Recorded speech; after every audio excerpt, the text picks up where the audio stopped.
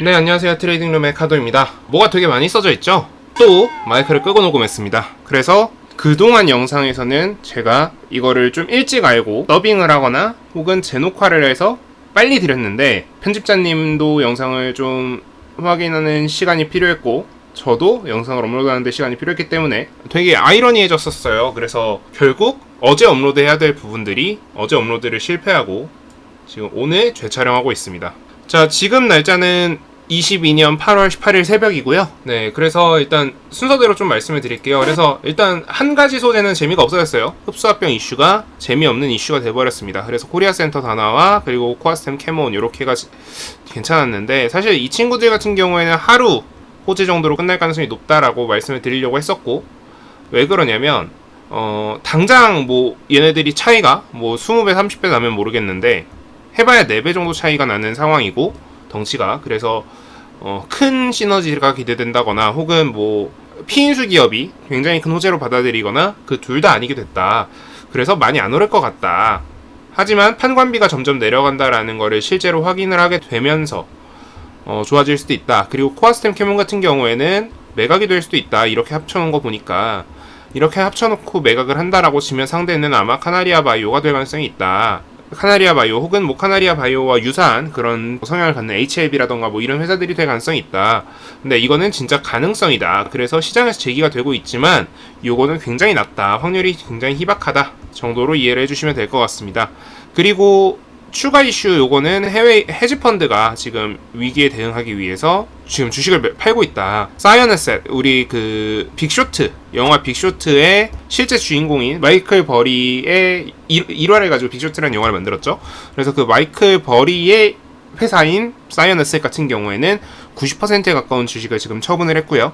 엘리엇 같은 경우에 우리 현대차를 공격해가지고 유명해진 엘리엇 같은 경우에는 소프트뱅크를 지금 주식을 다 매각을 했고, 브리지워터 같은 좀 전세계 거의 원탑에 가까운 헤지펀드 같은 경우에도 중국 주식의 90%를 팔았다. 이런 식으로 지금 주식을 계속 팔고 있다라는 이슈들이 터지고 있어요.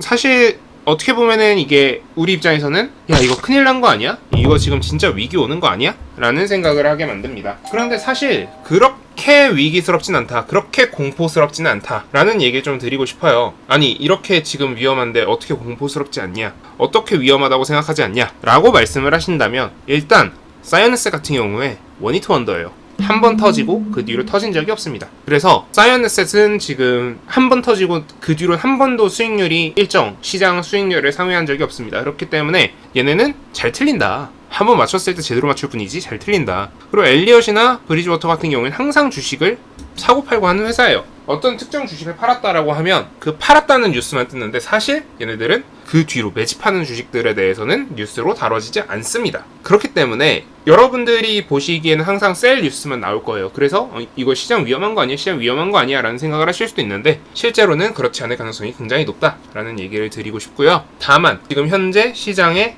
위험 요소, 잠재적인 위험 요소가 두 가지가 있다. 자, 그래서 잠재적인 위험 요소를 두 가지를 순서대로 좀 설명을 드린다면, 자, 일단 지금 어제 저녁, 그러니까 17일 저녁, 불과 몇 시간 전에 영국의 물가지수가 발표됐어요. 지금 미국 같은 경우에는 피크아웃이 되는 것을 확인을 했는데, 영국은 그런 거 없다, 우리 올라간다. 자, 왜 그러냐면 유럽 천연가스 가격 때문에 그래요. 유럽 천연가스 가격이 지금 계속 올라가고 있어요. 미국은 차라리 이거를 가솔린으로 대체할 수라도 있는데, 유럽은 사실 이게 힘들거든요. 그러다 보니까 유럽 천연가스 가격이 계속 올라가고, 그러면 물가지수는 계속 올라갈 수밖에 없는 상황에 직면하고 있습니다. 그러다 보니까 야, 이거 물가지수 미국만 가라앉은 거 아니야? 전 세계적으로는 지금 계속 올라가고 있는 거 아니야? 라는 의심이 지금 새록새록 고개를 들고 있는 상황이고요. 그래서 그게 이제 악재로 작용할 가능성이 보인다 정도로 이해를 해주시면 될 것 같습니다. 그런데 이게 악재로 작용을 하면 전 세계 주가가 진짜 본격적으로 사실 빠져야 된다라는 거는 모두 아실 거예요. 모르시는 분 안 계시겠죠. 그런데 지금 사실 지수 같은 경우에는 제가 13,800 정도까지는 올라갈 거라고 말씀을 드렸었는데 13,700을 찍고 지금 현재 13,500이거든요. 제 생각에는 한 13,400 정도까지 조정을 줄 가능성이 있고, 이러고 나면은 둘 중에 하나인데, 여기는 진짜 확률이 반반이에요.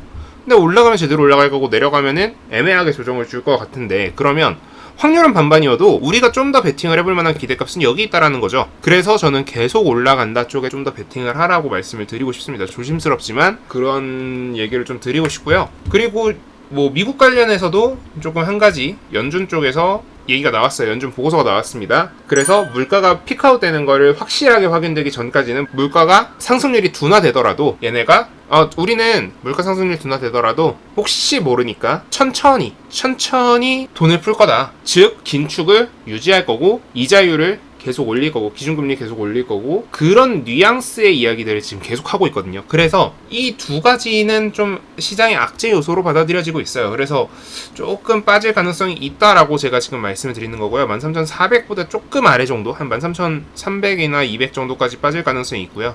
그 후에는 아마 다시 올라가는 쪽에 베팅하는 게 좀 더 유리해 보인다 라고 얘기를 드리고 싶습니다. 그리고 지금 꼭 확인하셔야 되는 게 유가를 꼭 확인하셔야 돼요. 지금 뭐 다른 뭐 원자재 뭐 예를 들어 천연가스라던가 이런 애들 같은 경우에 지금 고점을 뚫었죠. 그래서 그러다 보니까 야 이거 끝난 거 아니야 라는 생각을 하시는 분들이 있는데 유가가 조금 더 조정을 받을 가능성이 있어요. 그래서 유가가 확실하게 80불 아래로 떨어지는지 혹은 80불에서 90불 사이를 유지하는지 혹은 다시 돌파해서 100불을 초과하는지 요 세 가지 지표는 여러분들이 확인을 하실 수 있을 것 같고요. 그것보다 주가 지수가 조금 천천히 움직일 거기 때문에 그러니까 시장 지수는 조금 그거보다 늦게 움직이니까 여러분들이 대비할 시간 정도는 충분히 벌 수 있거든요. 그래서 여러분들이 대비할 시간이 있고 대비 가능 플러스 시장 움직임이 좀 둔화됐죠. 그리고 추가적으로 그 기준금리 얘네들이 종합적으로 순서대로 빠바박 이렇게 세 방향으로 때리기 때문에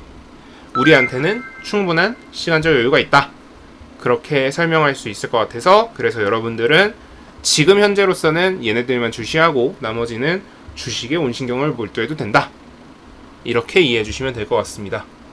네, 그래서 오늘 영상은 이 정도로 마무리하고요. 오늘 영상 도움되셨다면 구독, 좋아요, 알람 설정 부탁드리고 조금 더 공부를 원하신다면 저희 카페에 뭐 여러가지 이야기들을 저희가 게시해놨어요. 그래서 카페에 가입하셔서 여러가지 이야기들을 읽어보시고 그리고 도움이 되는 내용이 있다면 가져가시길 바랍니다. 추가적으로 이벤트도 진행하고 있으니까 그냥 오셔가지고 편한 대로 놀다 가셔도 괜찮습니다. 네, 감사합니다. 지금까지 트레이딩룸의 카도였고요. 네, 다들 좋은 하루 되세요. 감사합니다.